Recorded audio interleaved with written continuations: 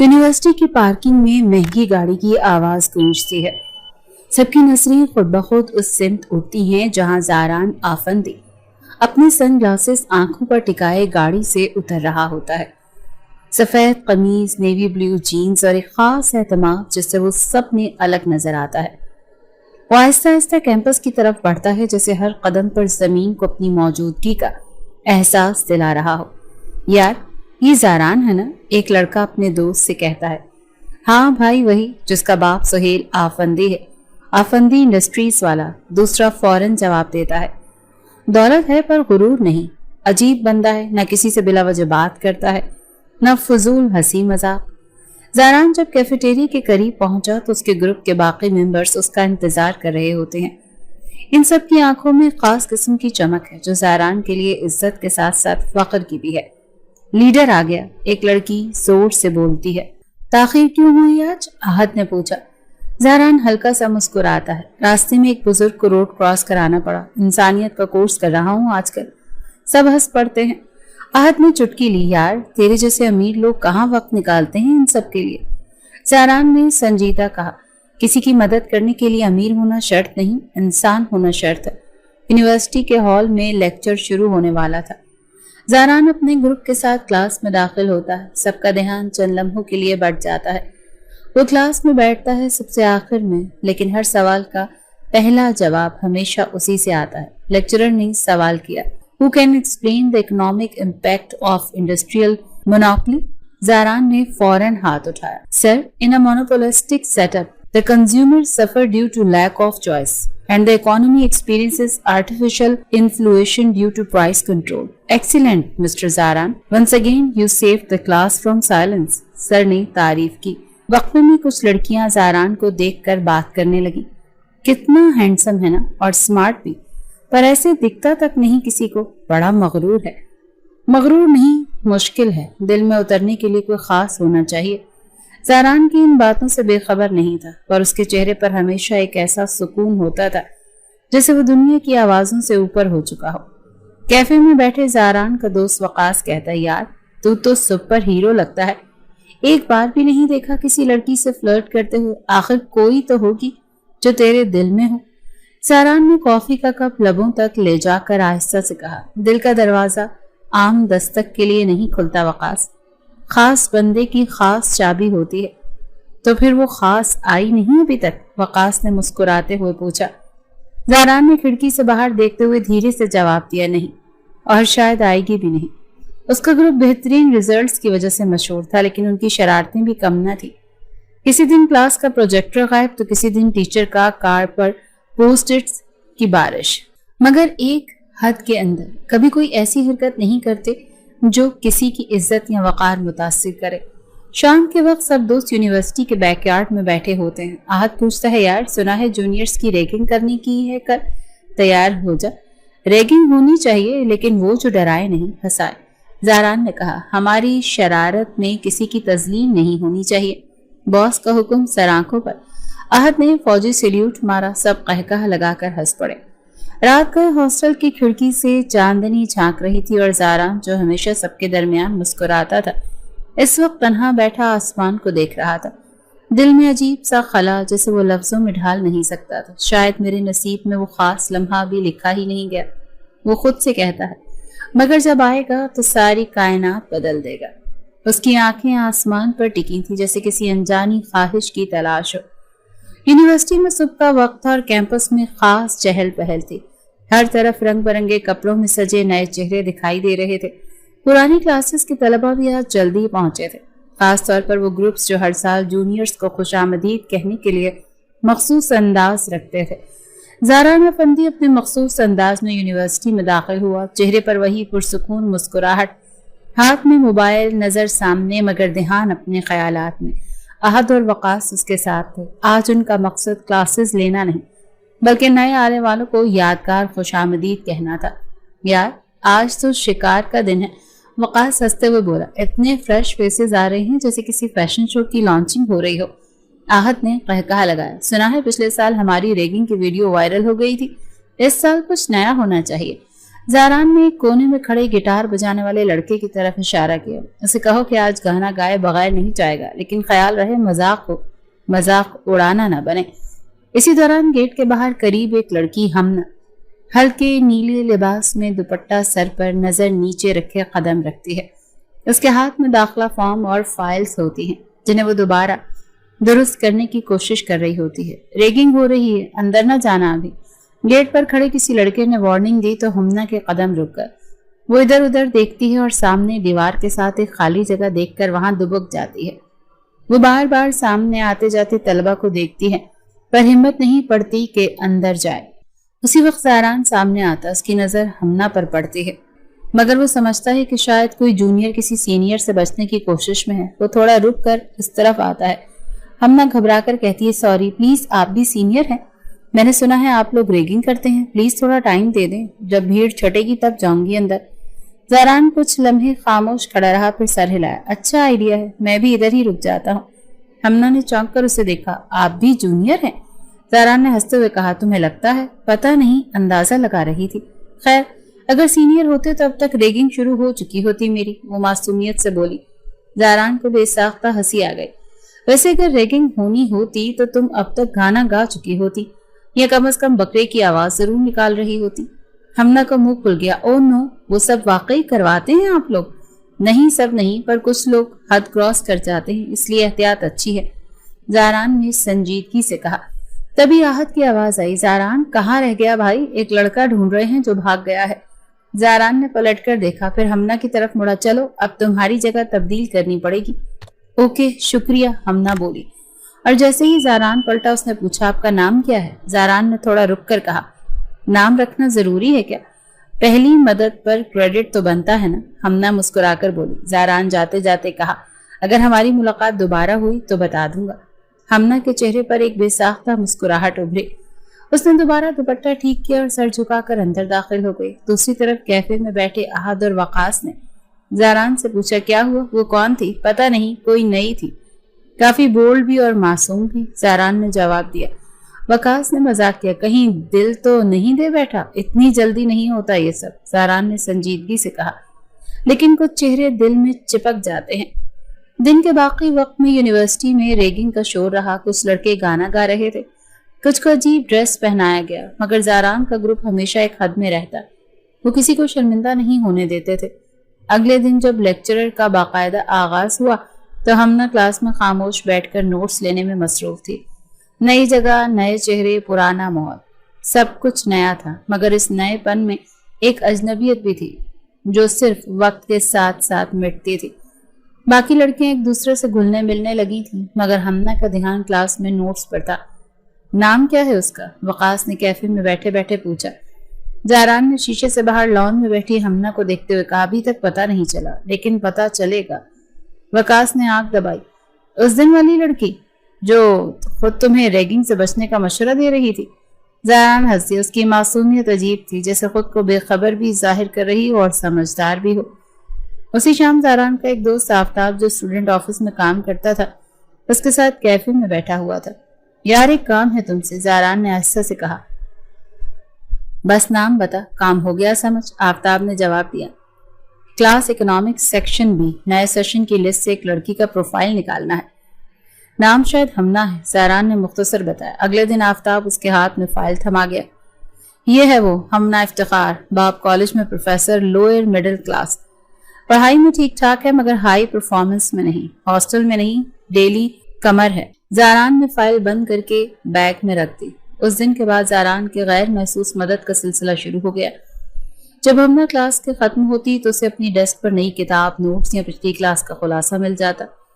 کچھ دن اسے لگا کہ شاید کلاس کا کوئی سینئر مدد کر رہا ہے، مگر سب لڑکے اور لڑکیاں انجان بنتے، یہاں تک کہ ایک دن اس نے سوچا کہ خود ہی استاد نے دیا ہوگا۔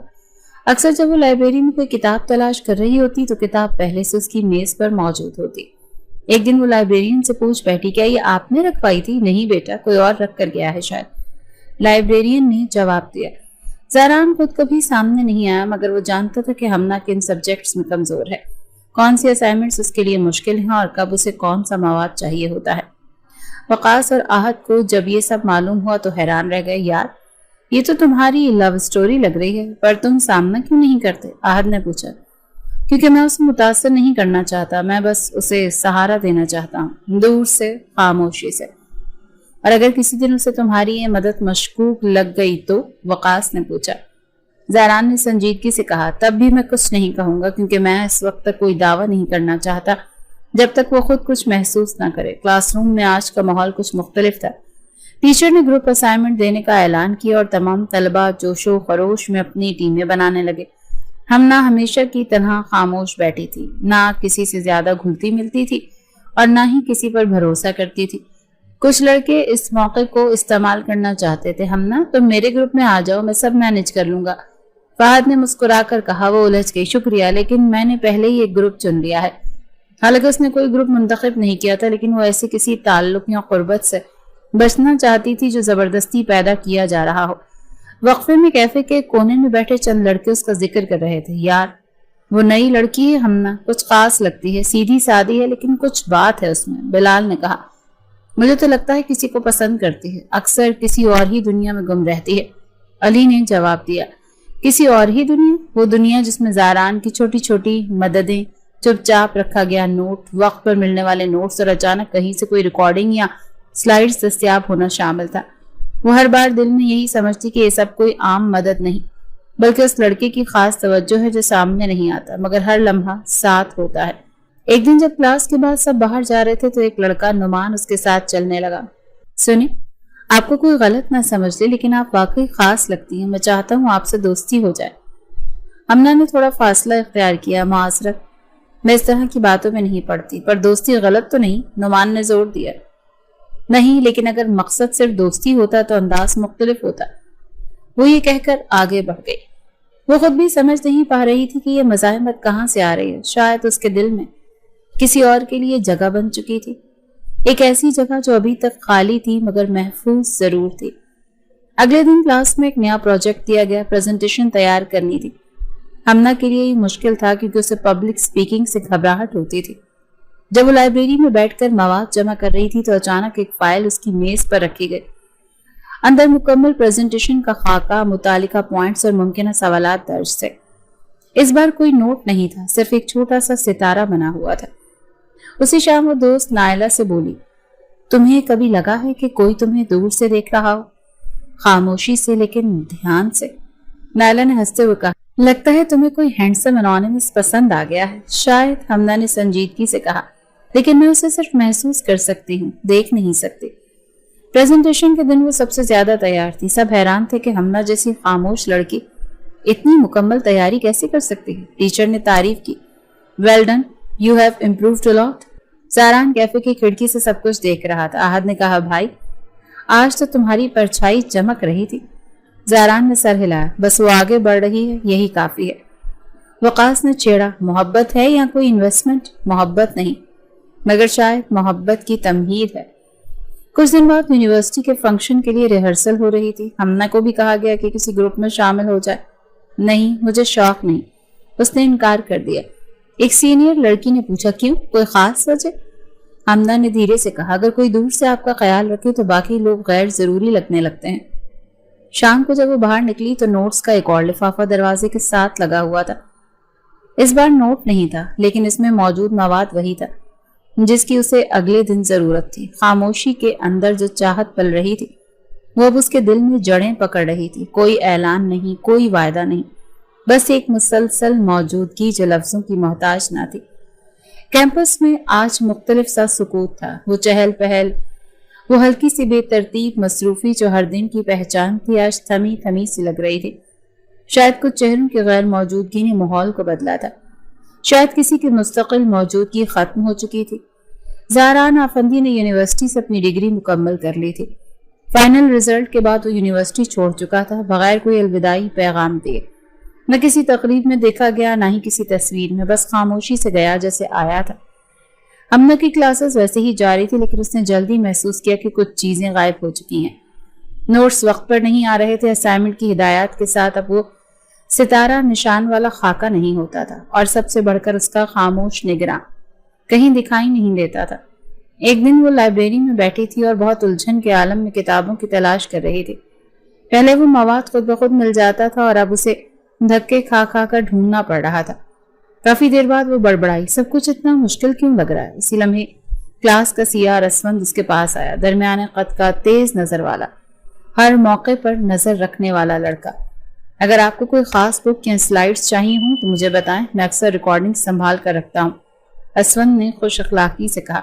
हमना ने झिझकते हुए पूछा, क्या आपके पास इकोनॉमिक्स की लास्ट क्लास की प्रेजेंटेशन है?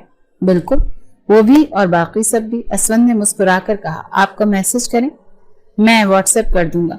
हमना ने सोचा कि पहले खुद पर इन्हिसार करने की आदत थी, अब शायद मदद लेना जरूरी हो गया। उसने नंबर शेयर कर दिया। अगले दिन असवंद ने स्लाइड्स भेजने के साथ साथ एक वॉइस नोट भी भेज दिया। अगर किसी स्लाइड में कंफ्यूजन हो तो मैं अगली क्लास के बाद आपको समझा सकता हूँ। मैं अक्सर ऑफिस के बाहर बैठा होता हूँ। शुरू में हमने सिर्फ पढ़ाई तक बात रखी, लेकिन वक्त के साथ साथ असवंद का रवैया दोस्ताना होता गया। वो हर दूसरे दिन कोई न कोई हेल्प ऑफर करता, कभी रेफरेंस बुक्स, कभी पुराने पेपर्स और कभी पिछली क्लासेस की रिकॉर्डिंग्स। एक दिन उसने कहा, आप वाकई बहुत प्राइवेट पर्सन है, किसी से घुलती नहीं और किसी को घुसने भी नहीं देती। हमना ने सर झुकाते हुए कहा, सबकी आदतें मुख्तलिफ होती हैं। असवंद ने हंसते हुए कहा, या शायद किसी के लिए दिल का कमरा पहले से रिजर्व है। हमने एक लम्हे को चौंकी, फिर बोली, ऐसा कुछ नहीं, लेकिन उसका दिल खुद उसके बयान की तरदीद कर रहा था। वो अक्सर सोचती, ज़ारान कहाँ चला गया? क्या वो सिर्फ आदत थी या कुछ और? शाम के वक्त जब वो यूनिवर्सिटी कैफे में बैठी थी तो उसने वो मेज देखी जहां से ज़ारान अक्सर देखा करता था। अब वो खाली थी और जैसे गैर महसूस सी गैर मौजूदगी उसे छू रही थी। असवंद उसके पास आकर बैठ गया। क्या मैं पूछ सकता हूँ कि आप किसके बारे में इतनी गुमसुम है? हमना ने चौंक कर देखा। कभी कभी कोई बेआवाज सा ताल्लुक होता है जो किसी वजाहत का मोहताज नहीं होता, लेकिन उसकी गैर मौजूदगी बोलने लगती है। असवंद ने गहरी सांस ली। अगर वो ताल्लुक आपकी जिंदगी में खुशी नहीं ला सका तो शायद उसे वक्त पर छोड़ देना बेहतर होता है। उसी लम्हे फोन पर असवंद ने एक मैसेज आया, कल का लैब वर्क मैंने तैयार कर लिया है, आपको भेज दूंगा। हमना ने टाइप किया, हाँ शुक्रिया। वो अब खुद भी समझने लगी थी जो खला पैदा हुआ था उसकी भरपाई कोई कर रहा है, पर इस खला में असल की गहराई उसे अभी तक मालूम न थी। एक दिन असवंद ने बराह रास्त पूछा, क्या मैं ये मान लूं कि हम अब दोस्त हैं? हमना ने मुख्तसर जवाब दिया, आप हेल्प करते हैं, मैं शुक्रिया अदा करती हूँ। दोस्ती का मतलब अगर यही है तो शायद हाँ। असवंद ने मुस्कुराकर कहा, अच्छी शुरुआत है। ज़ारान अफंदी अब उसकी दुनिया से गायब हो चुका था, मगर उसकी गैर मौजूदगी हर चीज में गूंज रही थी, जैसे कोई चिराग जिसकी लौ बुझ गई हो मगर गर्मी अब भी बाकी हो। वक्त बदला, मौसम बदले और असवंद का रवैया भी बदलने लगा। पहले सिर्फ पढ़ाई की बातें थी, फिर छोटे छोटे पैगामात, और अब वो दिन में कई बार राब्ता करता, पूछता, तुमने खाना खाया या नहीं, तुम्हारी तबीयत कैसी है। हमना को इब्तिदा में सब अजीब लगा, लेकिन उसकी खामोश जिंदगी में असवंद की मौजूदगी एक आदत बनने लगी। कई बार जब वो कैफे में बैठी होती तो असवंद उसके लिए चाय और बिस्किट ले आता। वो मना करती तो वो मुस्कुरा कर कहता, एक कप चाय से किसी का खर्चा नहीं बढ़ता, लेकिन किसी का दिन बेहतर हो सकता है। क्लास के बाद वो अक्सर डिपार्टमेंट के लॉन में बैठकर बात करते, पहले पढ़ाई, फिर आम बातें, फिर जिंदगी के ख्वाब। एक दिन असवंद ने बेतकल्लुफी से पूछा, तुम शादी के बारे में क्या सोचती हो? हमना ने चौंक कर जवाब दिया, अभी तो बहुत वक्त है इस बात में। वक्त नहीं, बंदा चाहिए, और मैं चाहता हूँ वो बंदा मैं बनूं। हमना ने कुछ लम्हे सोचा, फिर बोली, ये सब बहुत जल्दी नहीं हो रहा? असवंद ने मुस्कुराते हुए कहा, जिंदगी में कभी कभी कुछ बातें वक्त से पहले समझ आ जाती हैं, जैसे तुम। वो खामोश हो गई। दिल में कुछ हलचल जरूर थी, लेकिन असवंद अभी भी उस खामोश मददगार को भूल ना पाया था, जिसकी मौजूदगी अब भी कहीं महसूस होती थी। 3 महीने मुकम्मल हो चुके थे। यूनिवर्सिटी में एक सादा सी तकरीब रखी गई थी, जिसमें साबका स्टूडेंट्स को मदऊ किया गया था। इंडस्ट्री एक्सपो के नाम पर ज़ारान अफंदी, जो पिछले 3 माह से लंदन में बिजनेस कोर्स कर रहा था, इसी तकरीब के सिलसिले में वापस आया था। उसका अंदाज पहले जैसा था, मगर चेहरे पर थकन और आंखों में तलाश, जैसे वो कुछ खो चुका हो और अब वापस उसी मकाम पर आया हो जहां सब कुछ छोड़ा था। वो यूनिवर्सिटी में दाखिल हुआ तो सबने उसका गर्मजोशी से इस्तकबाल किया। असवंद भी मौजूद था, मगर वो उस लम्हे एक तरफ हट गया जब ज़ारान कैफे की तरफ बढ़ा। ज़ारान की नज़र जैसे ही लॉन के उस हिस्से पर पड़ी जहां हमना और असवंद एक ही बेंच पर बैठे बातें कर रहे थे, उसके कदम थम गए। हमना के चेहरे पर वो बेसाख्ता मुस्कुराहट और असवंद की निगाहों में एतमाद, जैसे दुनिया की कोई कमी ना हो। ज़ारान पीछे हट गया। اس کے ہاتھ میں پکڑا فائل بیگ نیچے گر گیا، مگر اس نے جھک کر اٹھانے کی زحمت نہ کی۔ وقاص نے قریب آ کر آواز دی، زاران سب خیریت ہے نا؟ ہاں، بس ذرا الجھن میں ہوں، کچھ باتیں دل سے پوچھنی ہیں اور کچھ دل سے چھپانی بھی ہیں۔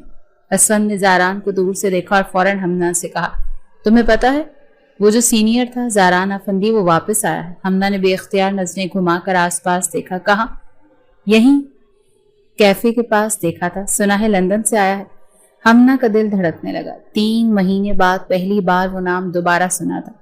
دل کے کسی کونے میں دبی ہوئی آواز جیسے جاگ گئی ہو۔ تقریب ختم ہونے کے بعد زاران اکیلا لان میں بیٹھا تھا۔ احد نے آ کر کہا، یار اس لڑکی کو دیکھا؟ حمنا وہ اب کسی اور کے ساتھ ہے، زندگی آگے بڑھ گئی ہے، تم بھی آگے بڑھو، زاران نے آہستہ سے کہا۔ کبھی کبھی انسان وقت پر نہیں پہنچتا اور کسی اور کی کہانی بن جاتا ہے۔ اسفند نے اگلے دن حمنا سے بات کرتے ہوئے کہا، میں چاہتا ہوں اپنے رشتے کو اب کوئی نام دے، میں تم سے وعدہ کرتا ہوں جیسے اب تمہیں سپورٹ کیا ہے ہمیشہ کروں گا۔ حمنا نے کوئی جواب نہیں دیا، بس کہا کہ رشتے صرف وعدوں سے نہیں بنتے، بھروسے بھی سے بنتے ہیں۔ اسفند نے اعتماد سے کہا، تو بھروسہ رکھو۔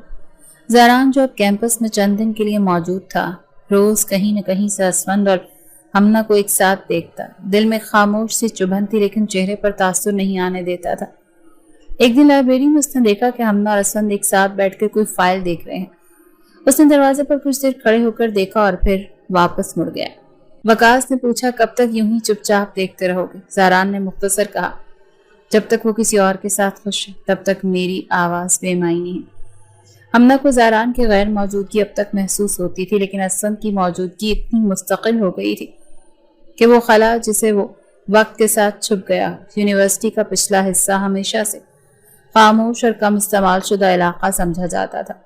2 طرفہ دیواریں، ایک طرف درختوں کا گھنا جھنڈ اور درمیان میں سنسان سا راستہ، جہاں کبھی کبھار کوئی جوڑا یا تنہا طالب علم خاموشی کے لمحات گزارنے آتا تھا۔ اسفند نے حمنا کو وہیں بلایا تھا، بس تھوڑا وقت چاہیے، کچھ بات کرنی ہے۔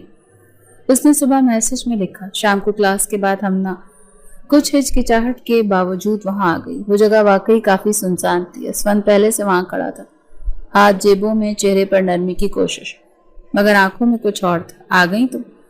مجھے لگا تم منع کر دو گی، اسفند نے کہا۔ مجھے بھی لگ رہا تھا کہ شاید نہ آؤں، حمنا نے دھیمے لہجے میں جواب دیا۔ اسفند نے قریب آتے ہوئے کہا، دیکھو ہم اکثر یونیورسٹی میں بات کرتے ہیں دوسروں کے بیچ، آج میں چاہتا ہوں تم صرف میری ہو، چند لمحوں کے لیے۔ حمنا نے ایک قدم پیچھے ہٹتے ہوئے کہا، یہ باتیں تم ویسے بھی کر سکتے تھے، یہاں بلا کر؟ یہاں سکون ہے، یہاں تمہاری نظریں صرف مجھ پر ہوں گی۔ اسفند کا لہجہ نرم تھا لیکن اس کے قدم مسلسل قریب آ رہے تھے۔ حمنا نے ایک بار پھر فاصلہ بنانے کی کوشش کی۔ اسفند، تم نے کہا تھا تمہاری بات کرنی ہے تو کرو، مگر یہ سب، یہ میرے کمفرٹ زون سے باہر ہے۔ اسفند نے ہاتھ تھامنے کی کوشش کی، بس تھوڑا سا رومانٹک لمحہ۔ کیا برا ہے؟ تمہیں مجھ پر اعتماد ہے نا؟ چند لمحے حمنا نے خاموشی سے اس کی آنکھوں میں دیکھا، پھر آہستہ سے ہاتھ پیچھے کر کے بولی، اعتماد ہے، لیکن میری مرضی کے بغیر کچھ بھی غلط ہے۔ اسفند کے چہرے پر ایک پل کو غصے کی جھلک آئی، لیکن فوراً مسکراہٹ میں بدل دیا، سوری، شاید میں جلدی کر رہا ہوں۔ اسی دوران یونیورسٹی کی دوسری جانب کیفے کے باہر احد اور زاران بیٹھے تھے۔ احد موبائل پر کچھ دیکھ رہا تھا جب اچانک بولا، اوہ زاران، ایک بات بتانی بھول گیا۔ ابھی پیچھے ڈپارٹمنٹ کے بیک میں اسفند اور حمنا کو دیکھا، شاید کوئی خاص بات ہو رہی ہے۔ زاران کا ہاتھ رک گیا، کافی کا کپ میز پر رکھا اور نظریں احد پر جما دی۔ تمہیں پکا یقین ہے؟ یار میں نے خود دیکھا ہے، وہی سنسان جگہ جہاں تم اکثر سگریٹ پھونکتے تھے۔ زاران فوراً اٹھ کھڑا ہوا، بغیر کچھ کہے تیز قدموں سے اس راستے پر چل پڑا جو کیمپس کے پچھلے حصے کی طرف جاتا تھا۔ وہاں پہنچ کر ہی اس کے قدم سست ہو گئے۔ سامنے وہ منظر تھا جس نے کچھ لمحوں کے لیے اس کے حواس منجمد کر دیے۔ اسفند حمنا کے بے حد قریب، اس کے چہرے کے قریب جھکا، ان کے بیچ فاصلہ نہ ہونے کے برابر رہ گیا۔ زاران نے چند لمحے دیکھا، پھر آنکھوں میں آیا ہوا دھواں سانس کے ساتھ باہر نکالا اور تیزی سے آگے بڑھا۔ کیا بکواس چل رہی ہے یہ؟ زاران کی آواز گونجی اور دونوں چونک کر پیچھے ہٹے۔ اسفند فوراً سیدھا ہوا۔ زاران، تم یہاں کیا کر رہے ہو؟ زاران نے اسفند کی طرف بڑھتے ہوئے کہا، یہ سوال تم سے زیادہ بنتا ہے۔ کیا یہی تمہاری محبت؟ حمنا شوق کی حالت میں کھڑی تھی، کچھ بول ہی نہیں پا رہی تھی۔ اسفند نے دفاعی لہجہ اپنایا، ہم بالغ ہیں، جو چاہیں کر سکتے ہیں، تم کون ہوتے ہو بیچ میں بولنے والے؟ زاران نے مکہ اس کے جبڑے پر مارا۔ اسون پیچھے لڑک گیا۔ ہمنا نے چیخ ماری، زاران رک جاؤ۔ یونیورسٹی کے پیچھے سنسان ایریا اب ہنگامے کا مرکز بن چکا تھا۔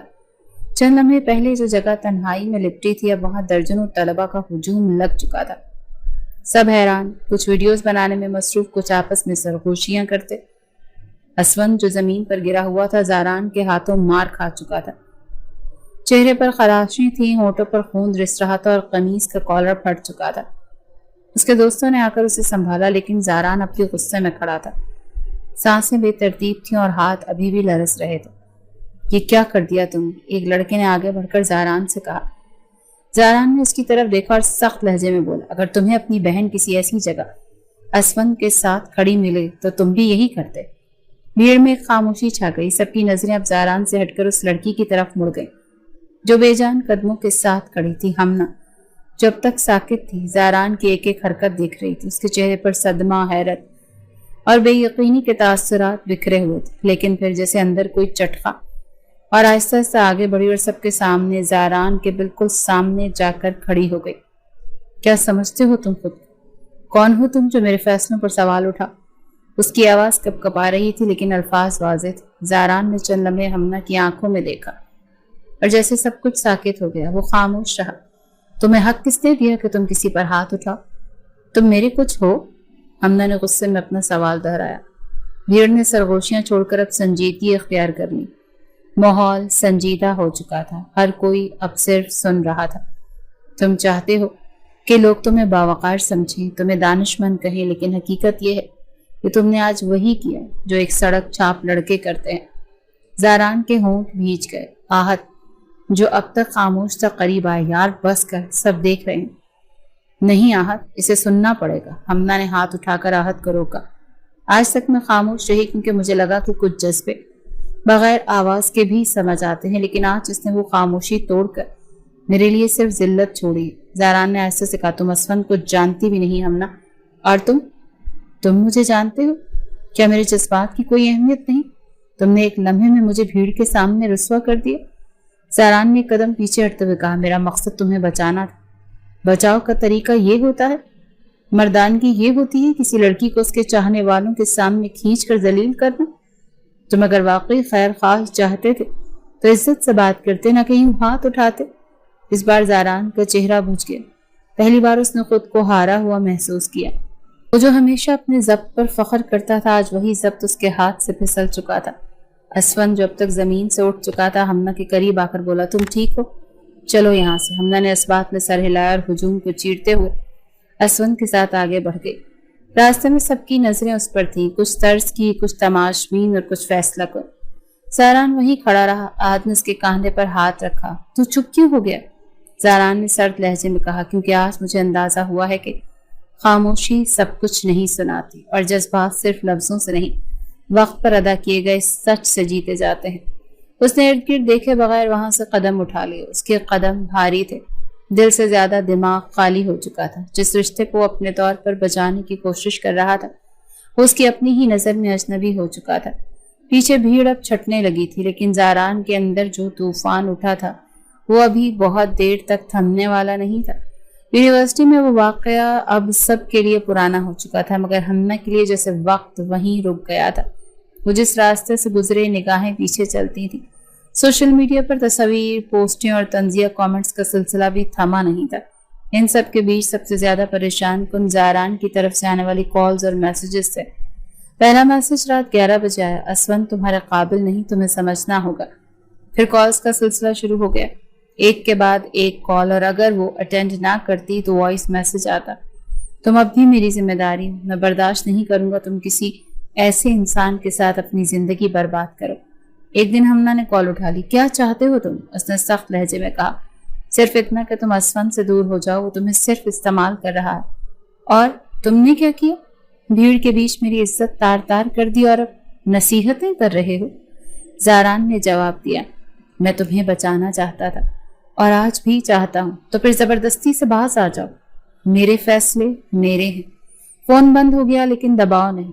اگلے دن وہ اپنی کلاس کے باہر بیٹھی تھی جب اسون آیا، چہرے پر اضطراب تھا۔ تمہارا فون بند جا رہا ہے، سب خیریت؟ زاران کے میسیجز اور کالز ختم نہیں ہو رہی، ہمنا نے کہا۔ اسون کی پیشانی پر بل پڑے۔ اب وہ حد پار کر رہا ہے، ہمیں جلد فیصلہ لینا ہوگا۔ کس قسم کا فیصلہ؟ شادی کا، کورٹ میرج؟ جتنا تمہیں ان سب سے بچانا ہے اتنا ہی خود کو بھی۔ Court marriage? ہمنا نے بے یقینی سے دہرایا۔ ہاں، تم جانتی ہو میرے گھر والے باہر کے رشتے پر رضامند نہیں ہوں گے، صرف یہی ایک حل ہے۔ ہمنا کچھ دیر خاموش رہی، پھر آہستہ سے بولی، یہ سب بہت جلدی ہے۔ اسفند نے اصرار کیا، یہ جلدی نہیں، مجبوری ہے۔ زاران کا رویہ اگر حد پار کر گیا تو وہ کچھ بھی کر سکتا ہے۔ اگلے دن کلاس کے بعد وہ ہاسٹل واپس گئی تو دروازے پر ایک لفافہ پڑا تھا، اندر صرف ایک لائن لکھی تھی، اگر تم باز نہ آئیں تو میں خود اسفند کو روکوں گا۔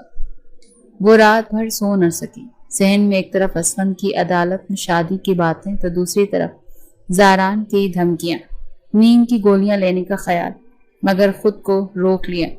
وہ یونیورسٹی پہنچی تو اسفند پہلے سے موجود تھا۔ تمہیں سوچنے کا موقع دیا، اب جواب دو، کیا تم میرے ساتھ ہو یا نہیں؟ اسفند کی آنکھوں میں سنجیدگی تھی۔ اگر میں ہاں کہوں تو کب؟ آج شام کورٹ میرج کے لیے سب تیار ہے، اور اگر نہ کہوں؟ ہمنا نے آہستہ سے پوچھا، تو سمجھ لوں گا کہ تم بھی مجھے صرف وقتی سہارا سمجھتی تھی، اسفند نے تیزی سے کہا۔ ہمنا پریشان حال ہاسٹل واپس آ گئی۔ اگلے دن یونیورسٹی میں کلاس کے باہر ایک لڑکی نے اسے روک لیا۔ سنا ہے تم کورٹ میرج کر رہی ہو؟ بہت ہمت ہے تم میں۔ ہمنا نے کوئی جواب نہ دیا، صرف سر جھکا کر آگے بڑھ گئی۔ شام کو اسفند نے اسے بتایا کہ گاڑی تیار ہے، بس تم نکل آؤ۔ اس نے تیار ہونے کے لیے ہاں کر دی، مگر دل میں ایک سناٹا چھا گیا۔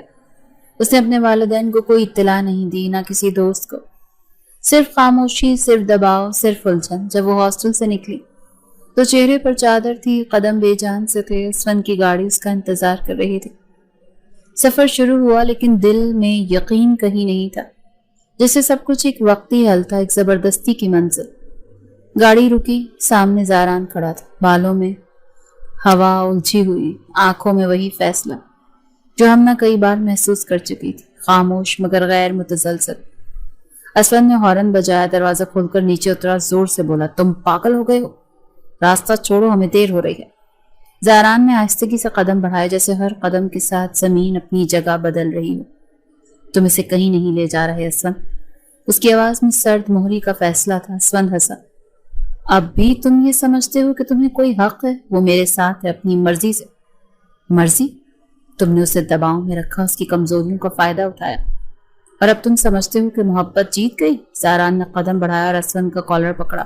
ہمنا دروازے کے پار یہ سب دیکھ رہی تھی، آنکھیں پھیلی ہوئی تھی، سانسیں بے ترتیب۔ کچھ لمحے بعد زاران نے اسفند کے منہ پر مکہ مارا۔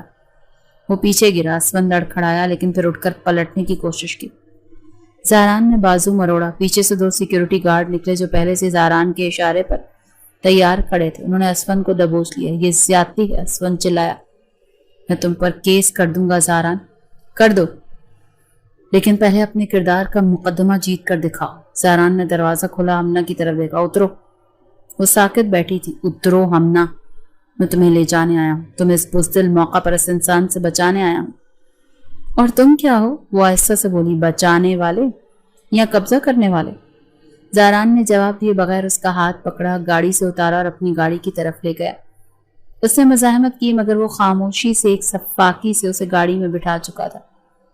راستہ لمبا نہیں تھا، لیکن ماحول سناٹے سے بھرا ہوا تھا۔ وہ بات کرنا چاہتی تھی، چیخنا چاہتی تھی، لیکن وہ جانتی تھی کہ اب الفاظ بے اثر ہوں گے۔ اس کا فون بند ہو چکا تھا اور زاران کا موبائل کسی گارڈ کے پاس تھا۔ 5ویں منزل پر ایک فلیٹ کا دروازہ کھلا، اندر مکمل خاموشی تھی، نیا فرنیچر، نئے پردے، لیکن فضا میں بوجھ۔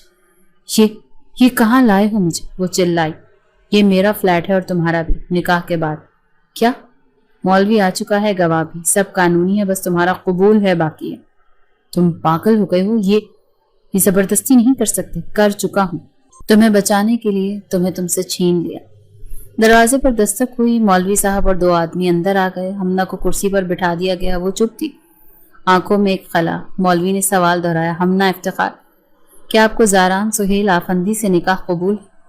لمحے گزرے، سب خاموش۔ زاران کا چہرہ سپاٹ تھا، ہمنا کا آنکھوں سے خالی۔ دوسری بار سوال ہوا، کیا آپ کو یہ نکاح قبول ہے؟ اس نے آنکھیں بند کی جیسے کوئی زہر نگل رہی، اور آہستہ سے بولی، قبول ہے۔ زاران نے بھی یہی کہا۔ نکاح مکمل ہوا، گواہوں سے دستخط کیے، مولوی نے دعا کی اور سب چلے گئے۔ اب فلیٹ میں صرف وہ دونوں تھے۔ अब तुम मेरे निकाह में हो। ज़ारान ने कहा, निकाह रिश्ता होता है, जंजीर नहीं। तुमने मुझे खरीद लिया या कैद कर लिया? वो बोली, तुम्हारे साथ जो हो रहा था वो मोहब्बत नहीं, सौदेबाजी थी। मैंने तुम्हें उससे निकाला है और अब तुम मुझे क्या दोगे? खामोशी, सजा या रहम? ज़ारान कुछ नहीं बोला, बस दीवार की तरफ देखता रहा। वो जानता था आज जो कुछ हुआ वो उसकी मर्जी का नहीं, बस मजबूरी का फैसला था। निकाह के अगले दिन ज़ारान हमना को लेकर अपने वालिद के बंगले पर पहुंचा। पोर्च में गाड़ी रुकी तो दरवाजे पर पहले से मौजूद मुलाजिम ने अंदर आने की इत्तला दी। ज़ारान का चेहरा सख्त और स्पाट था। हमना खामोशी से उसके पीछे चलती रही। अंदर हॉल में दाखिल हुए तो सामने सोफे पर ज़ारान के वालिद सुहेल आफंदी बैठे थे और उनके पहलू में सजी संवरी साइमा बेगम, ज़ारान की सौतेली माँ। उनके चेहरे पर हैरत नहीं, फकत तलखी थी। क्या ये सच है? सुहेल आफंदी ने सीधा सवाल किया। जी, मैं निकाह कर चुका हूँ, ज़ारान ने दो टूक जवाब दिया। साइमा बेगम फौरन बोली, इसके साथ? ये मिडिल क्लास लड़की जिसके बाप के पास ढंग का लिबास खरीदने की भी इस्तात नहीं। हमना ने नजर झुका ली। ज़ारान ने जवाब दिया, आप इसे जो चाहे कहें, मगर अब ये मेरी बीवी है। सुहेल आफंदी का चेहरा सख्त हो गया। ये फैसला तुमने अकेले क्यों किया? खानदान की इज्जत, कारोबार की साख, सब कुछ। जब आप मेरे फैसलों को अहमियत नहीं देते तो मैं आपसे मशवरा क्यों करता? साइमा बेगम ने तंज किया। मुझे लगा था तुम्हारी शादी मेरी भांजी से होगी।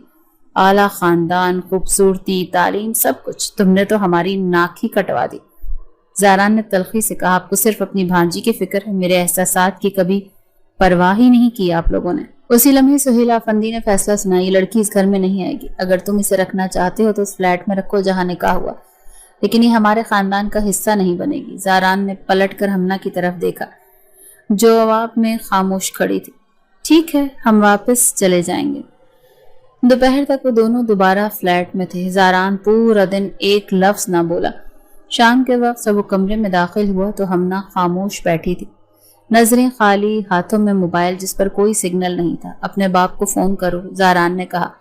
हमना ने सर उठाकर देखा। किस लिए? वो पहले ही लाताल्लुक़ी इख्तियार कर चुके हैं। फिर भी कम अज कम उन्हें बताना चाहिए कि तुम खैरियत से हो। खैरियत? तुम जिस जबरदस्ती से मुझे लाए, क्या वो खैरियत कहलाती है? उसकी आवाज धीमी मगर काटदार थी। ज़ारान ने मोबाइल आगे बढ़ाया। फोन करो। वो बेदिल होकर नंबर मिलाने लगी। कॉल जैसे ही अटेंड हुई दूसरी तरफ से सिर्फ एक जुमला आया, हमारी बेटी मर चुकी है, दोबारा राब्ता न करना। कॉल बंद हो गई। ज़ारान ने मोबाइल वापस लिया, कुछ देर खामोश खड़ा रहा, फिर कहा, अब तुम्हारा कोई नहीं रहा, सिर्फ मैं हूँ। अगर यही ताल्लुक है तो तन्हाई बेहतर है, हमना ने आहिस्ता से कहा। उस रात ज़ारान का रवैया मजीद बदल गया। वो देर तक कमरे में दाखिल नहीं हुआ और जब आया तो चेहरे पर सख्ती थी। तुम्हें लगता है मैंने तुम पर जुल्म किया? हमना ने कोई जवाब नहीं दिया। अगले दिन ज़ारान दफ्तर चला गया। हमना ने सारा दिन कमरे में गुजारा। ना कोई कॉल, ना कोई पैगाम, सिर्फ दीवारें थीं और तन्हाई। शाम को वो लौटा तो उससे सख्त लहजे में बोला, खाना क्यों नहीं खाया? भूख नहीं थी। हमना ने मुख्तसर जवाब दिया, ये भूख, नींद, सुकून सब अब तुम्हारे इख्तियार में नहीं है। तुम मेरे फैसलों का हिस्सा हो चुकी हो।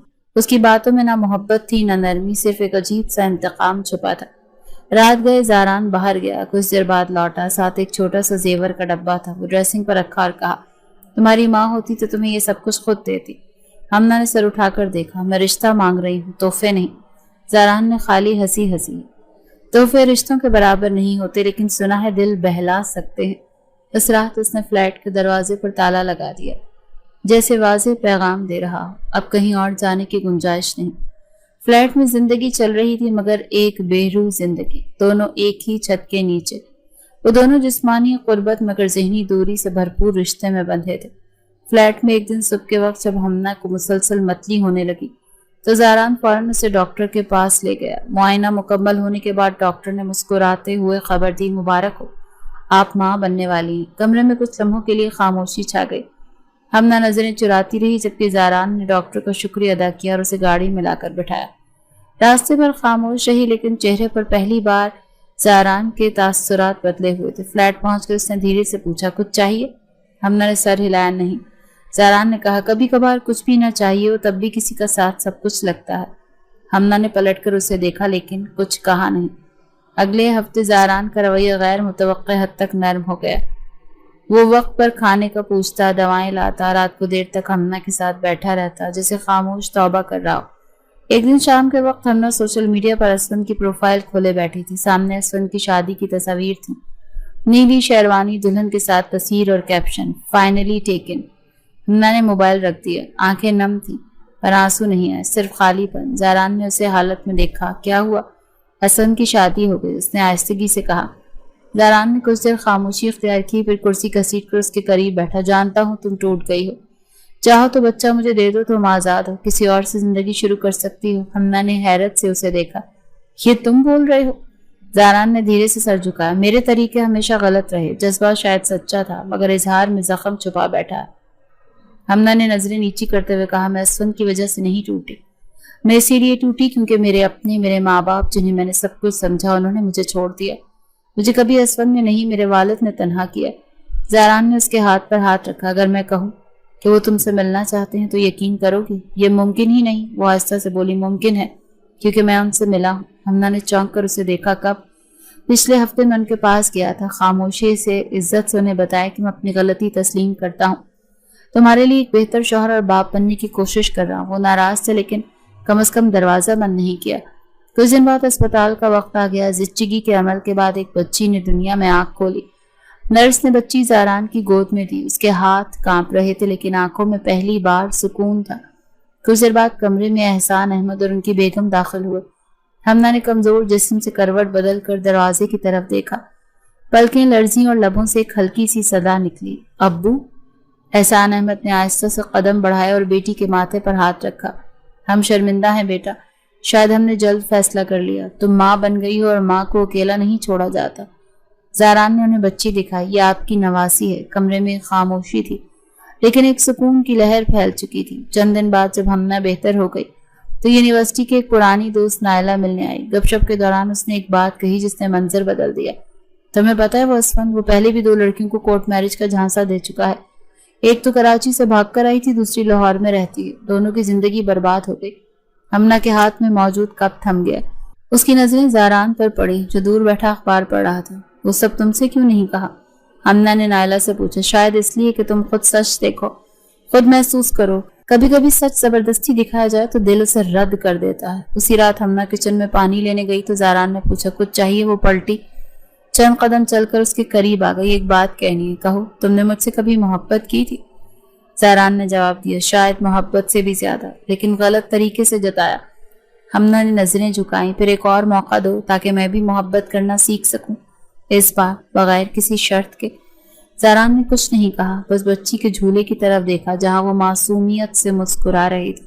शायद ये सुकून का आगाज था, शायद एक मुकम्मल मोहब्बत का पहला और सही बाब।